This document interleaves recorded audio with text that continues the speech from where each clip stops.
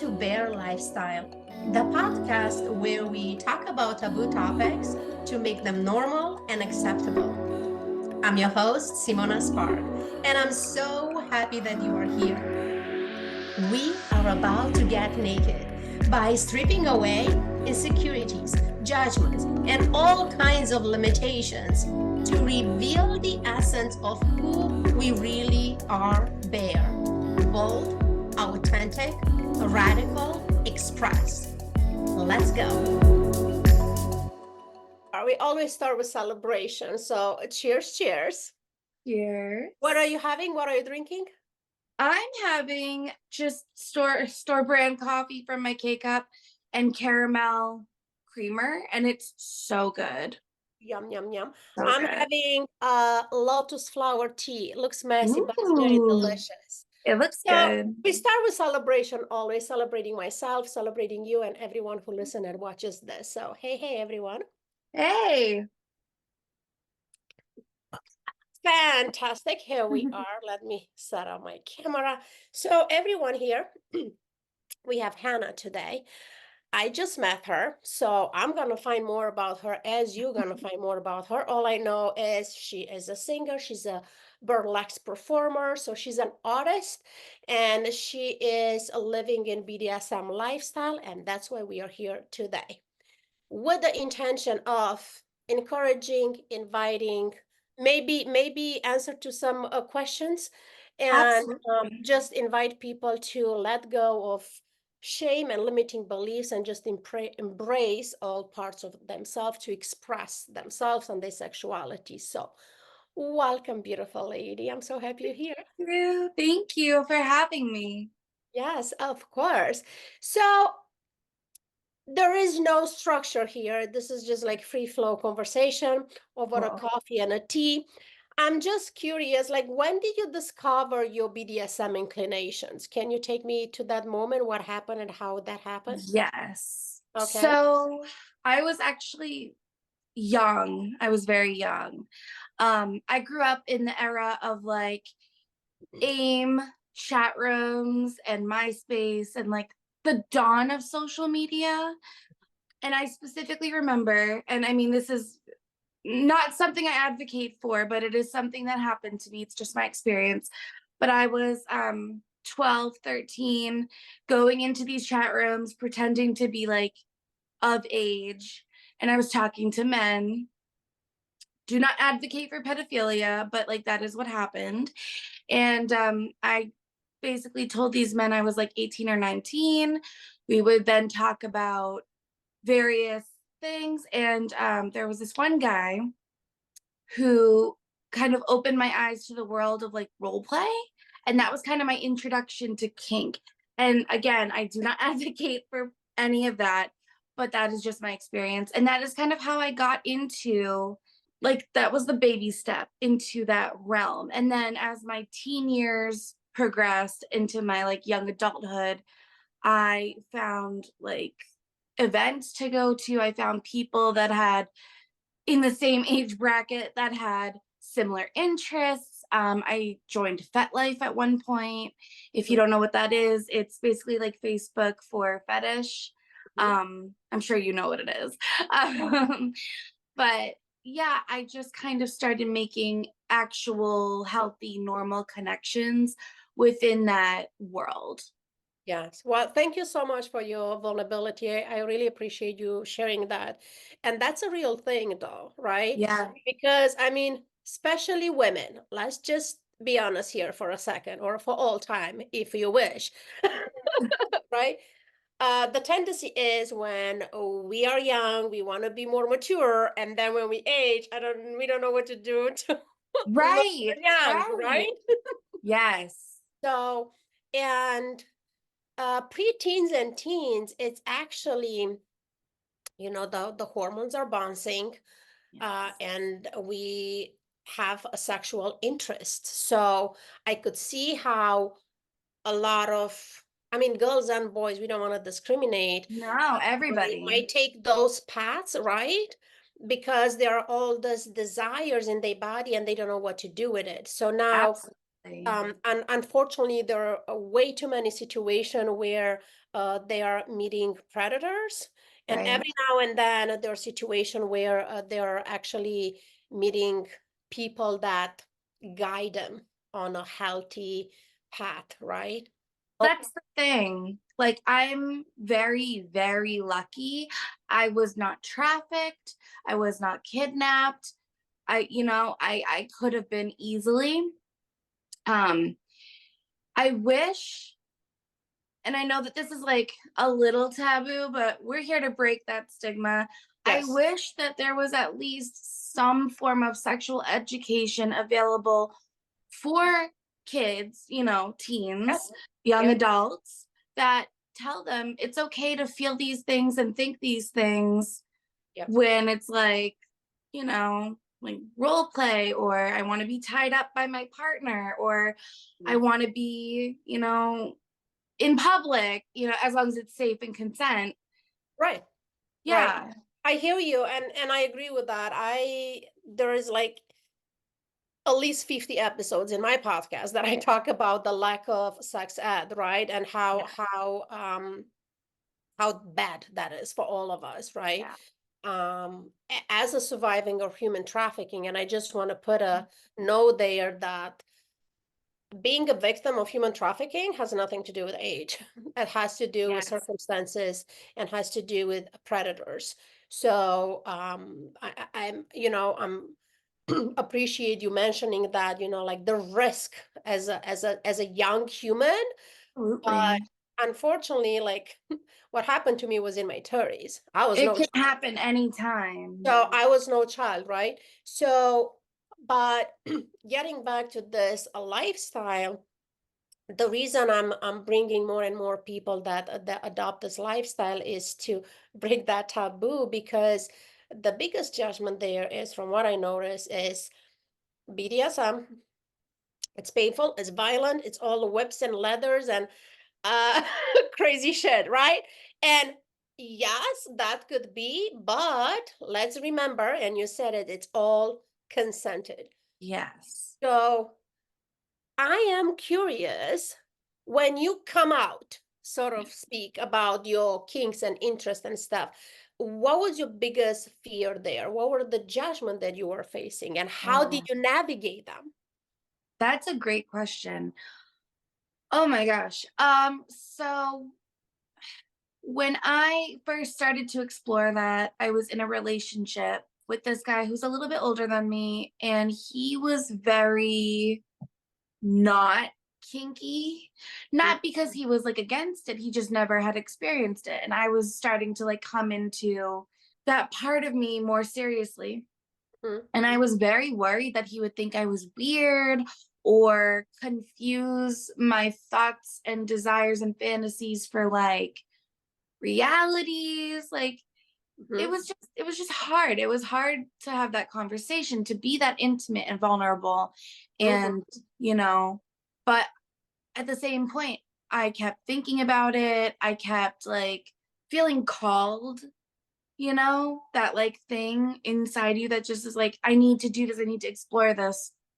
So honestly, I just sat him down one night and was like, look, how do you feel about trying X, Y, and Z? And he Mhm, was surprisingly kind of open. mhm, Um, like I said, like he had not had much experience in that ever. He was very what we call vanilla. But he was open and he did explore some of it with me, like impact play, a couple more taboo role plays, things like that. mhm. And it really made me feel safe and in control, but able to express myself. Yeah. But honestly, if you're worried, if you're in a relationship or not in a relationship, if you have many partners or one, just talk to them. If they care about you, they will listen. And if they don't, they're not worth it. Yeah. Yeah. Yeah. I like that. Thank you. I shared before, I've been with a partner, where I have those desires, as you said, and I felt safe and trusting my partner to talk with him about it, but the Yeah. reaction was laughter. Right. Laugh with me, make me feel like I'm abnormal.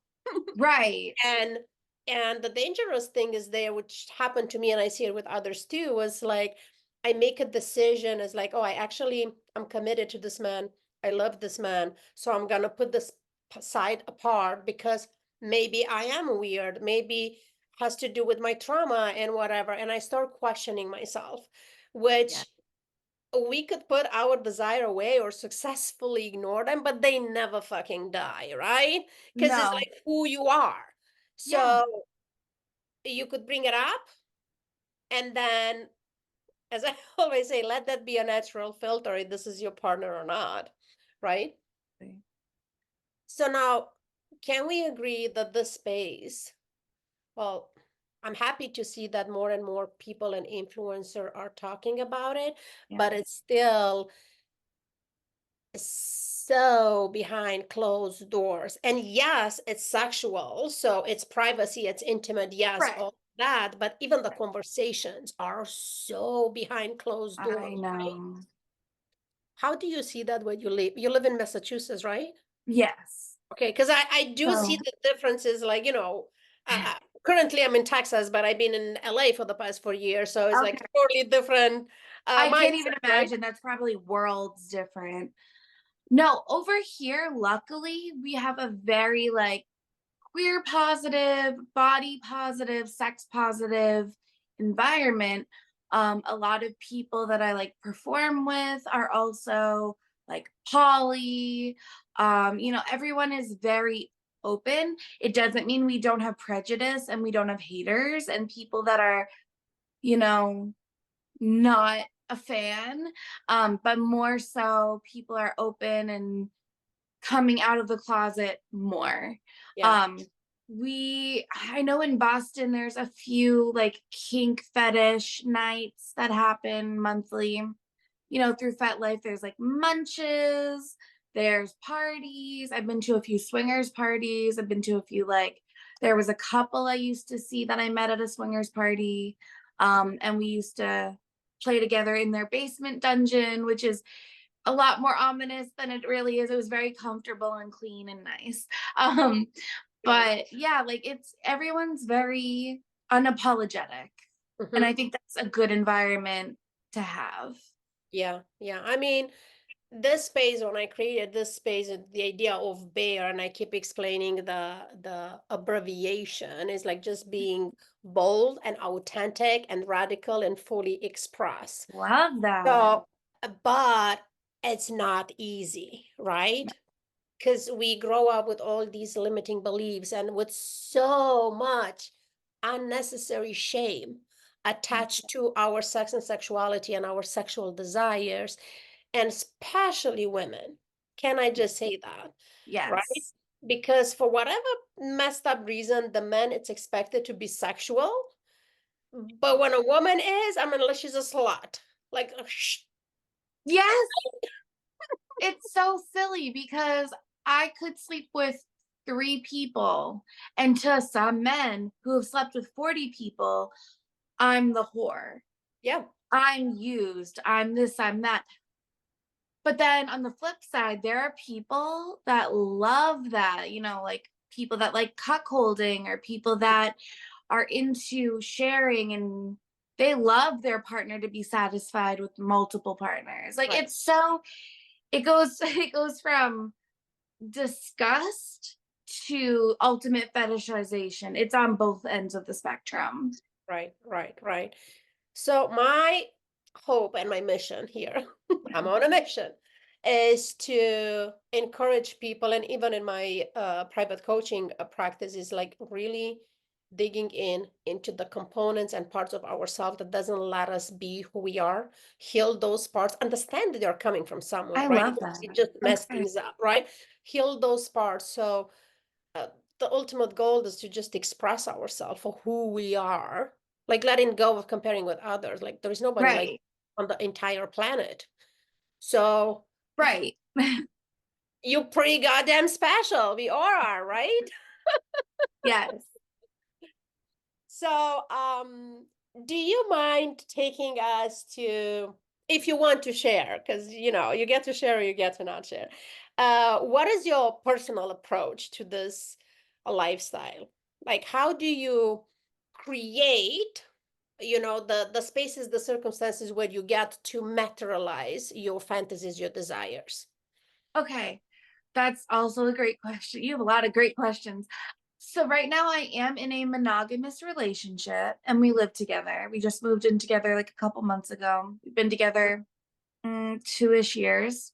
Hmm. Um, and he is very the opposite of me. And I've actually helping him heal his own trauma with sex, Hmm. and sexual desires and feeling wrong for having natural human emotion. Hmm. Um, so we've been working on that. I've opened him up a little bit to like my fantasies. He's very understanding. And he's been willing to participate a little bit in those fantasies and acts. Usually what I do is, well, with really any partner, I get to know them. I make sure we're on the same page. I approach it very gentle in case like someone is dealing with their own trauma. Hmm. And I make sure that they know like this is what I like. You don't have to do it if you don't like it. Right, right, Always make sure the consent is there. Um, to create a safe space, right. privacy, atmosphere. I know it sounds cheesy, but like candles, fragrances. Not cheesy at all. Thank you. Thank Yeah. you. I mean, we are talking about pleasure. Yes, And in order to achieve pleasure, we need to work with our senses. So it is important, what do absolutely. I see? How does it feel? How does it smell? What does it Right. taste? Right? Like, yeah. Just a quick note here for those of you that want to explore those on your own, just open the show notes and access the workshop. So we have the Queen's Dungeon for the ladies and the King's Mhm. Dungeon for the gentlemen, and it's doing just that, walking you through 12 to 14 practices to identify pleasure in your body, to explore it and expand it in your whole body. So just a little plug there. And talking about plugs, you were mentioning to me when we start the conversation that you have a fundraiser going on. Tell us about it so I could put the link in a description and invite people to put some good into the world. Awesome. So I'm in a band, I sing, and my guitarist has a friend. She was unfortunately a victim of domestic abuse, and so were her children, her infant and her daughter. And sorry, it's like so heartbreaking, but we're throwing a fundraiser show. All the proceeds go to them. There is a GoFundMe that I will give you the link for. And when we have the show link, I'll give that to you as well. It's going to be on July 10th in Revere, Massachusetts at Sammy's Patio. Please come. Please donate to the GoFundMe if you can. All proceeds go to her and her children. I'm not going to get into the gory details, but it was very brutal. So, But thank you for doing that. As a survivor of domestic violence, I know when myself and my child end up into a shelter, it was a life yeah. saving. And we only make it on the other side because people were good and they're donating Yeah, food and money and clothes and everything that a human exactly. needs in order to survive. So Every little bit helps. every little bit helps. Okay, so we're gonna put all that in the show notes. Thank you. And then let's see how we could get out of this. Okay. Uh, I know it's an abrupt transition, No, but no, hey, no, no worries. this is how life is, right? It's Yes. throwing at us things that we need to be ready. Now, you were talking about being in a monogamous relationship and basically ease your partner into this lifestyle. Right. Do you feel, as someone that have embraced and desire like kinks and fetishes and BDSM practices, do you feel unsatisfied having a partner that is not fully in? I don't think unsatisfied is the right word. Our relationship is very much based out of love and not sex, which is new for me. Mm. And also as someone who has had sexual traumas and stuff happen, it's weird not to have a partner who's as sexually motivated as you, especially when you're maybe someone who's hypersexual because of trauma. But Mm. that is the great thing about kink and fetishes. It helps you work through that. I feel like you can utilize that as a therapy almost, Yes. which I love. And the fact that he loves me enough to take the time to understand me, to want to try things, I am fully satisfied with that. I would like, obviously for me, I would like to do a little more. But I'm not pushing him. You know, he doesn't need the pushing, he needs the guidance. And that's where I come in, I feel like. And we're just doing it at our own pace, and every relationship is different. Absolutely. Well, thank you for making that distinction. I only ask because there are so many cases, like I've been through one, right? When one has this desire and the other one doesn't even want to hear about it. Right. Um, right. But what I'm picking up on what you're saying is the moving from a sexual experience to intimacy, Yes. Yes. where the connection is based on understanding and mutual trust and build and experimenting, is not, based Right. on sex, right? Right. I keep saying everyone could have sex, but not everyone could be intimate.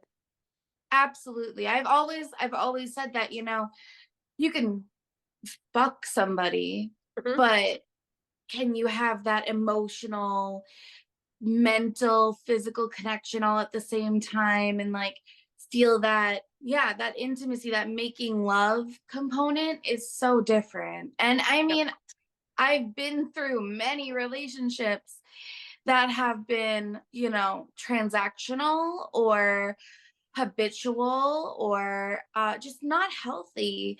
And Right. so this for me is new. And like I said, like it's weird sometimes not to have him always be like, let's have sex, let's have sex. It's, I feel like it's me sometimes. And that is something I'm working through as well, is like, I want to make sure I'm not pressuring him. I want to make sure I'm not bothering him, but he assures me like you're not. Mhm. So it's Yeah. just communication and Mhm. having that mutual understanding of like, even if you feel this way and I say no, it doesn't mean I don't love you. Mhm. That kind of thing. Right, right, right. That's beautiful. I'm so happy you found that partner. Thank you. And I hear you when you say you guide him through the space, but in the same time, he's holding you through your healing, Yeah. because I got so many strange comments, especially on Instagram, because that's what I'm posting every day, right? Yeah. When I say that I found a space where I could help my clients to heal insecurities, trauma, sexual trauma Right. through kinks and BDSM practices. And people are just having weird comments about it, right? But I understand, because it's coming from most likely a judgment of like, oh, this is all violence and uh, you know Right. um but I hear you when you said, I'm so happy that you touch into that point on your personal journey, when you say, hey, actually this is a tool, Yes. only that it's satisfying a desire, it's bringing to life a fantasy, and it's giving me so much pleasure, but most of it, it's a tool that helped my healing. And what a beautiful way to transmute trauma and pain, if not through pleasure. Like, yeah. Yes. I love it. I love it. Wonderful. Well, I think we're gonna wrap it up here. I try to keep Okay. it short as possible, because attention spam is just We going. could talk for hours, I'm I sure. know. I know. And this is a open invitation, like, to all my guests. We could always come back and go in a different directions, or dive deeper into specific topics. So, what would you say in closing, to close us up here? What would you say to this beautiful audience? They are open themselves up to learning, educating, and exploring. I would say, one, don't judge yourself. Honestly, I know it's easier said than done, but like the more you stigmatize yourself, the more people will feel like they can stigmatize you. And we're trying to break that. Um, Two, I would say, if you're worried about your partner or partners not accepting your kinks, try it on your own. Mhm. You know, you don't always have to have someone else involved. There are ways to do everything solo. See if you like it, see how you feel about it, and then present to them, hey, I've been thinking about doing this and I want to involve you because, you know, I love you, I trust you, whatever it may be. And if they're not comfortable with it, it's not a rejection. It doesn't mean that they don't love you or they don't like you or whatever. It just means maybe that's not their comfortable sector, and that's okay too. Yeah, beautiful. Ooh, thank you so much. Okay, so let go of all the self-judgment bullshit. Just drop it all. You are amazing and you are here to experience whatever you desire. And number two, to try Immediately. it on your own. Try it on Yeah. your own first. There is Yeah. ways in which, and that's why I created the dungeons that I talk about, the Queen's Dungeons and King's Dungeon, because self-discovery and self-exploration is key. And Yeah. it's kind of the first step before we take it to partners and expect them to know us better than we know Right. ourselves. So again, if you are in that space, open the show notes and go to the dungeons and just explore yourself first and then communicate it with your partners. How Okay. beautiful. Well, thank you so much, Hannah. I am Thank so you. pleased to meet people. They're like freely expressing themselves and owning themselves. And that's what we are here to do. So let's chin with whatever is left, coffee and tea. Yes, coffee. And you guys go ahead and have a bear experience. Yes. Thank you. Thank you so much. Yeah, no, that was great. And this is where we landed. Thank you so much for tuning in today. And if you enjoyed the show, make sure you leave me a review to let me know. For more bear experiences, please go to simonaspark.com/bear and follow us on Instagram at simonasparkworld. I can't wait to have you back. Until then, be bear, bold, authentic, radical, expressed. See you next time.